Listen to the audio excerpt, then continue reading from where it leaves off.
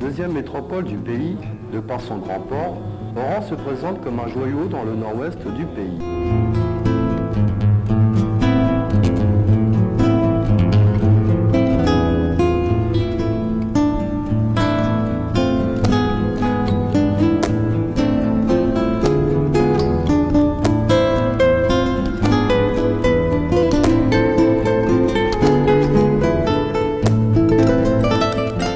Bien soutenue par le mont Murdjadjo, très fière de son boulevard front de mer, cette ville a tourné le dos à la petite cité qu'elle fut, celle qui porte le nom de l'imam Sidi El-Ouari, symbole d'Oran.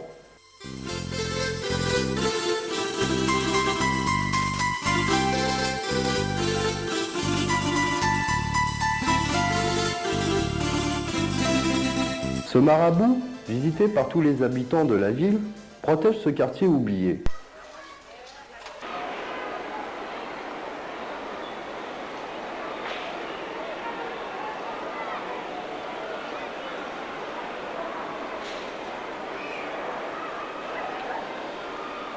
Fondée en 903 par des marins andalous, la Casbah, ce monument historique, témoigne de la prospérité de la ville. Palais du Bey, église Saint-Louis,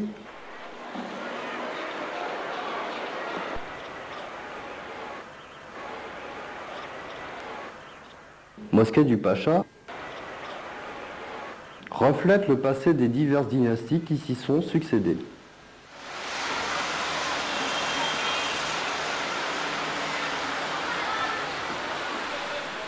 La ville s'étendant vers l'est, Sidi El-Ouari et ses sites historiques ont été abandonnés aux dégradations du temps et des hommes.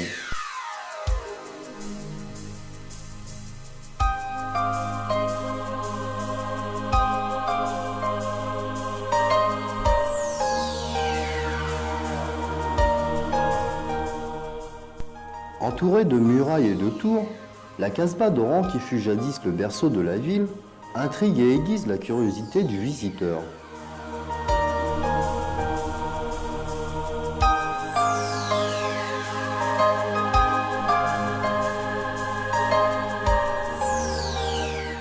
S'étendant sur environ 5 hectares, la Casbah est cernée au nord-est par de vieilles constructions et au nord-ouest par des bidonvilles et une piscine en contrebas. Elle constitue un ensemble architectural homogène rappelant les villes médiévales.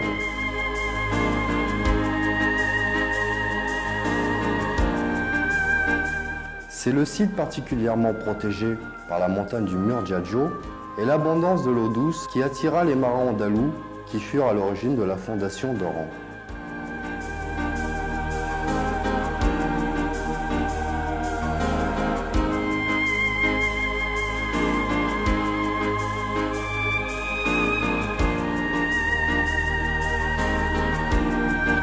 La Casbah fut, à l'origine, une citadelle qui allait abriter les résidences et les sièges des gouverneurs qui allaient se succéder durant les règnes des différents occupants de l'Ouest algérien.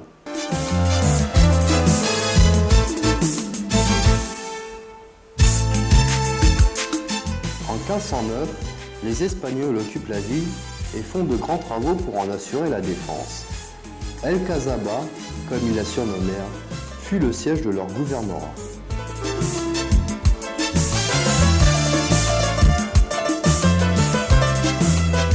Ces vestiges en témoignent.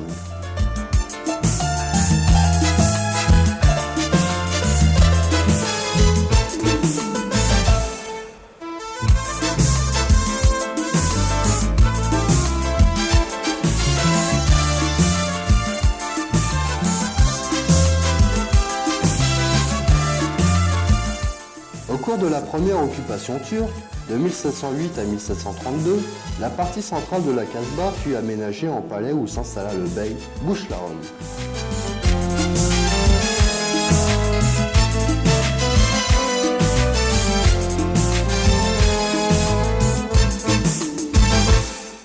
Les Espagnols revinrent une deuxième fois, en 1732, et durent repartir dans la précipitation en 1791 à la suite du terrible tremblement de terre de 1790 qui détruisit une grande partie de la Casbah et presque toute la ville. Abandonnée au cours de la deuxième occupation turque, la Casbah fut relevée de ses ruines par les Français à partir de 1833.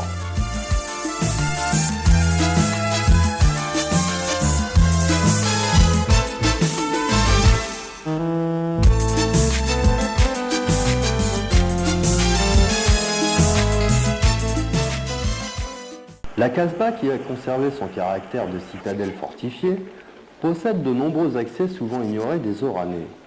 Un seul accès mécanique est encore utilisé. Il s'agit d'une bifurcation de la route des planteurs au niveau de l'usine d'habillement militaire allant vers le pavillon des soldats.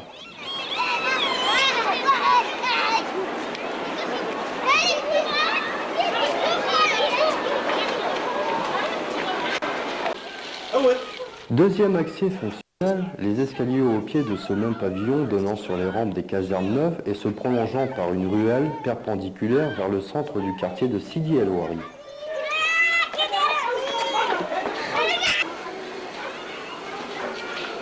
Dans la même zone, deux autres accès sont fermés. Il s'agit de celui prolongeant la rampe des casernes neuves et un autre escalier longeant une partie de la muraille et aboutissant non loin de l'accès mécanique.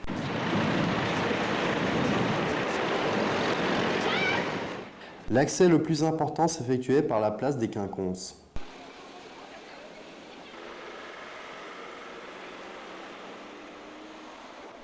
Ce passage, actuellement fermé, donne sur un vaste espace vert entre les deux murailles et permet de découvrir l'imposante porte d'Espagne.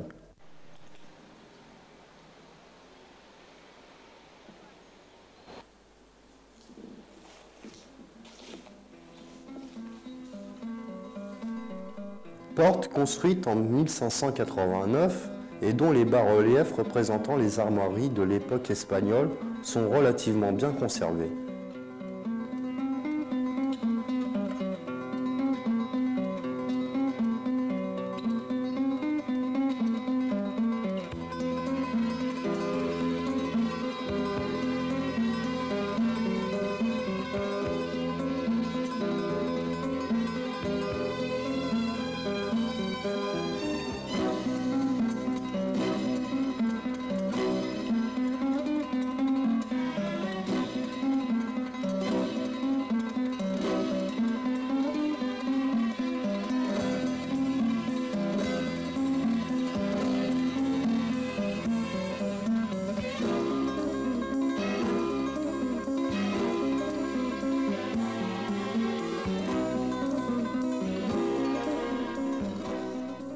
Cependant, on se fraye difficilement un chemin à travers les décombres et les ordures qui barrent le passage.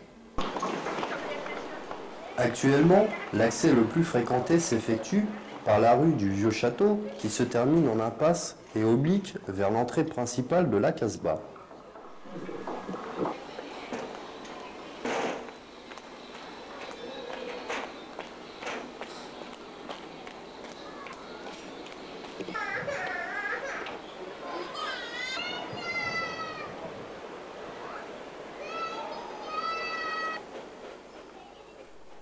À l'intérieur de celle-ci, un passage principal longeant le flanc sud de la muraille relie la partie basse de la Casbah à sa partie haute et dessert l'ensemble des bâtiments.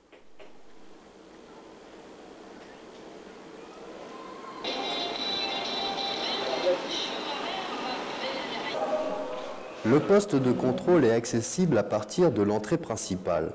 Ce bâtiment était initialement construit sur 2 niveaux. Le plancher du premier étage est effondré.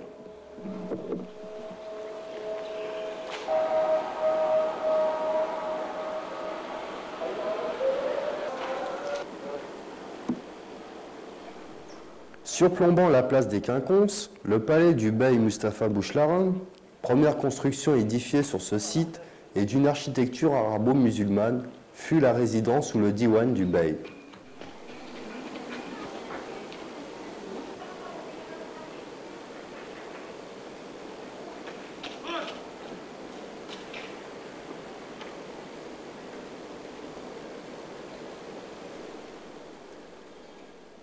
Cet édifice s'organise autour d'un patio reconnaissable à son palmier planté au beau milieu. Patio entouré d'arcades donnant un aspect architectural harmonieux.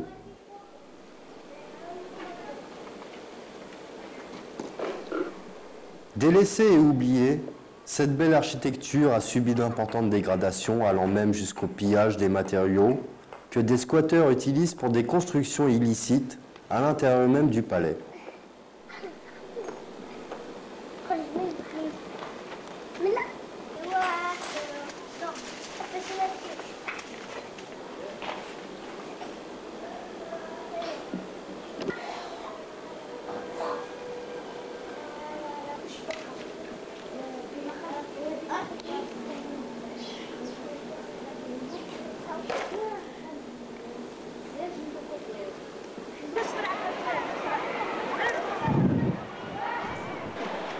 Malgré la non-protection de ce site, ces éléments constructifs persistent toujours.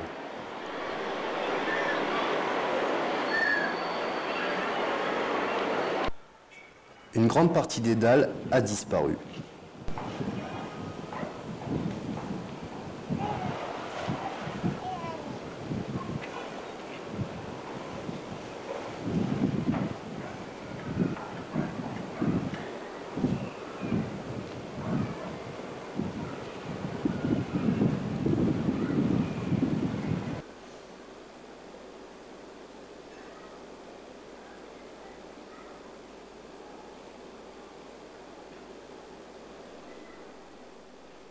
On remarque dans l'aile est du palais ce qui reste du mur porteur et des poutres. Le système constructif de la structure de cette aile est intact, sauf les dalles qui se sont effondrées.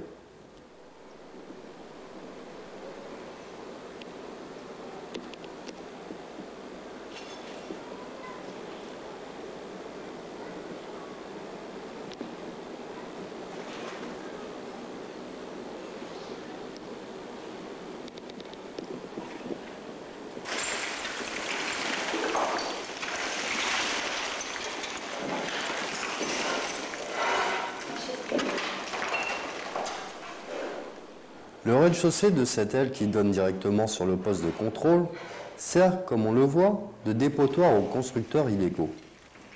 C'est dans cette même aile que furent guillotinés de nombreux nationalistes algériens pendant la colonisation, comme en témoignent les restes de la guillotine installée sur les deux niveaux.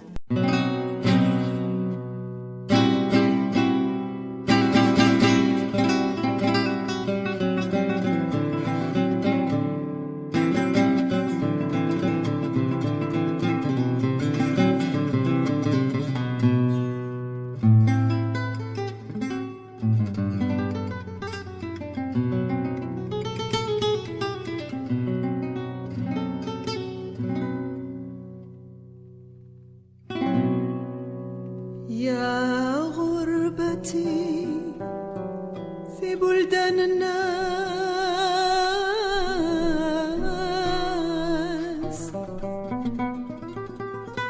كل من شافني قال هذا براني كنت في الضوء اليوم رجعت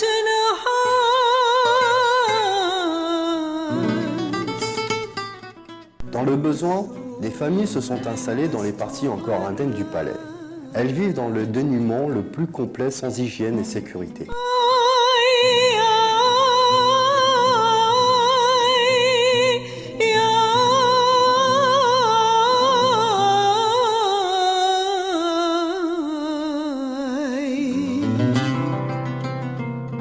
يا غربتي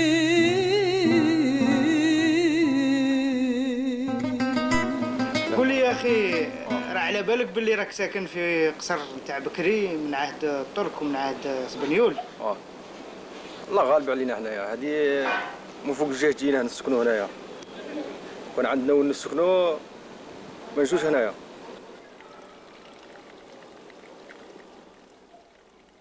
Ce véritable égout à ciel ouvert se trouve à quelques mètres à peine.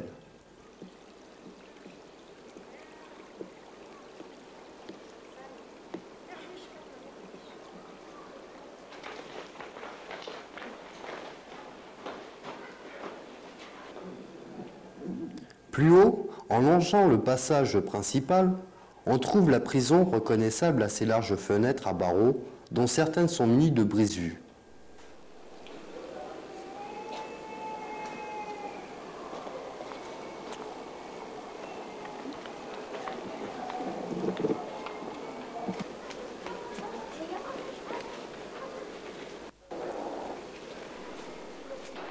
La prison et ses annexes sont construites sur 2 étages organisés autour de 2 patios.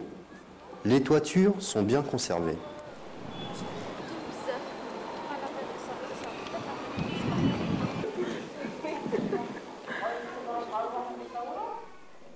Contrairement à ce qu'on aurait pu penser, la prison continue de loger des pensionnaires.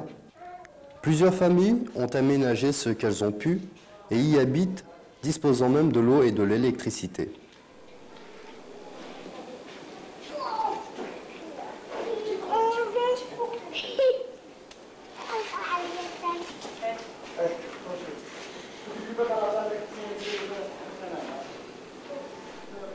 Les structures en arcade ont quand même mieux résisté aux dégradations que les cellules du premier étage qui sont presque toutes démolies.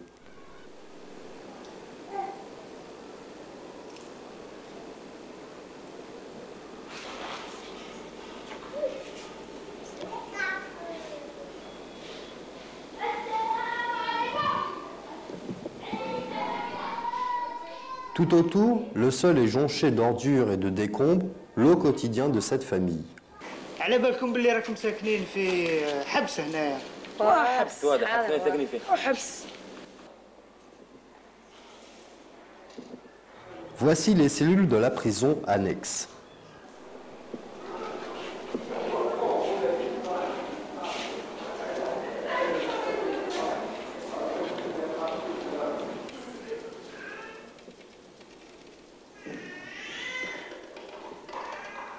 Cette cellule sert de cuisine.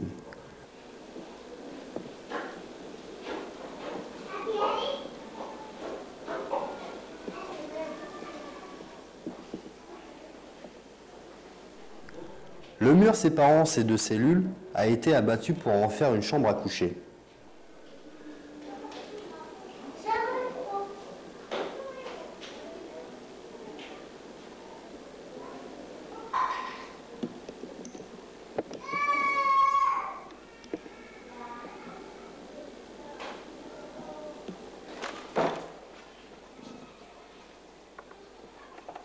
Il s'agit là d'une cellule collective transformée en séjour.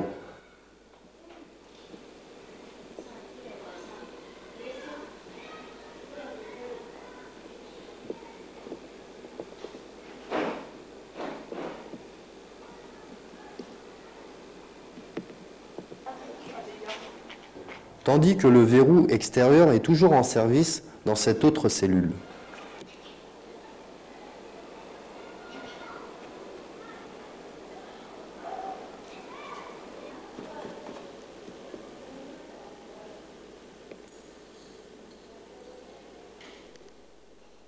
Non loin de là, cette dame qui s'affaire sur son métier à tisser est l'épouse d'un ancien détenu dans cette même prison.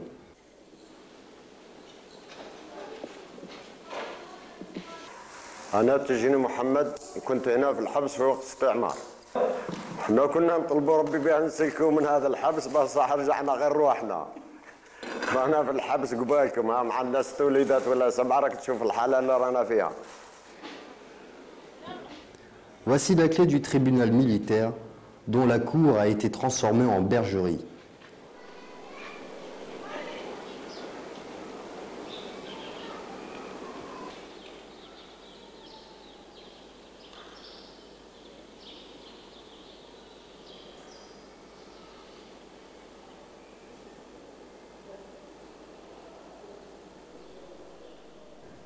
L'intérieur du tribunal, en arcade, est relativement bien conservé.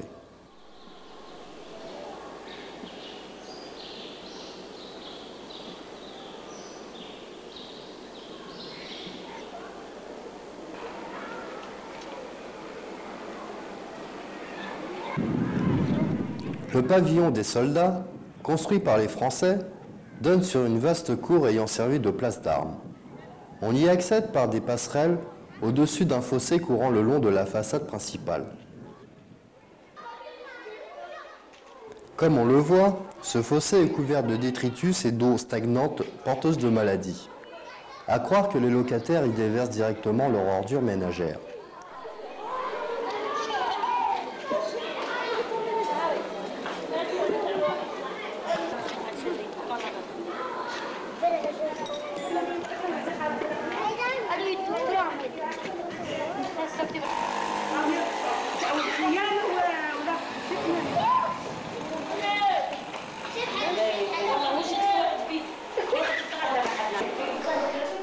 L'intérieur est plus délabré que les murs externes le laissent supposer.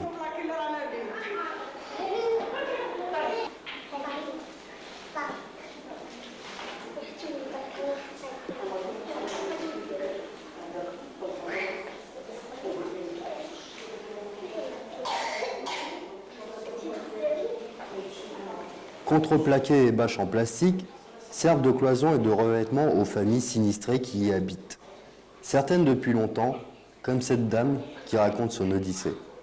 راكي ساكنه هنا. راه عندي ولدي 15 عام. منين جيتي؟ وين كنتي تسكني من قبل؟ كنت نسكن ولدي في شيبو. خليت ولدي كنا وجيت سكنت هنا روحت للمير. المير جابوني هنا.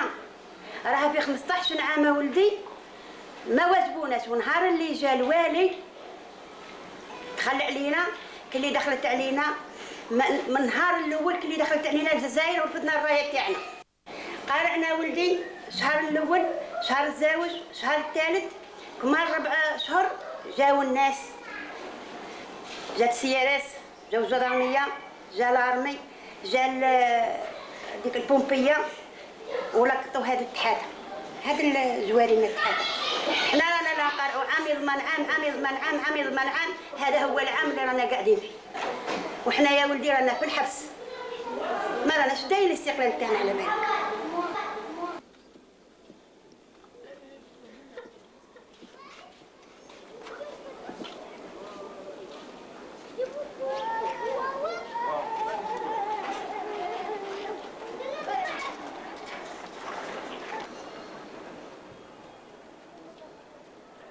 Voici l'école construite sur la place d'Armes, au lendemain de l'indépendance.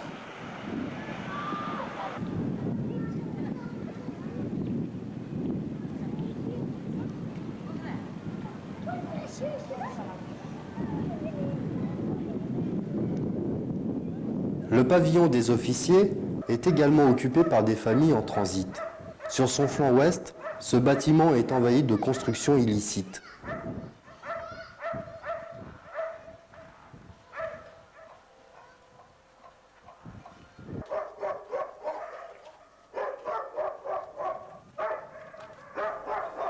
Des galeries et des dépôts souterrains existent sous la tour et le pavillon des officiers.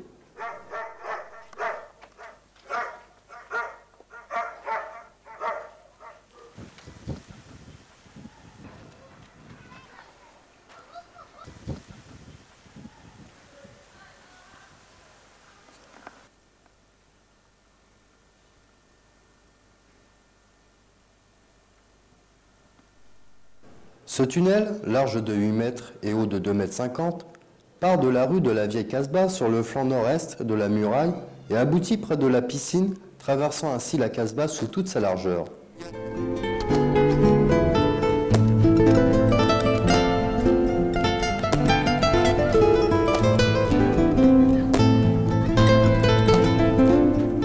Ce trou sur la muraille, côté sud-ouest, donne accès au bidonville construit entre les doubles remparts.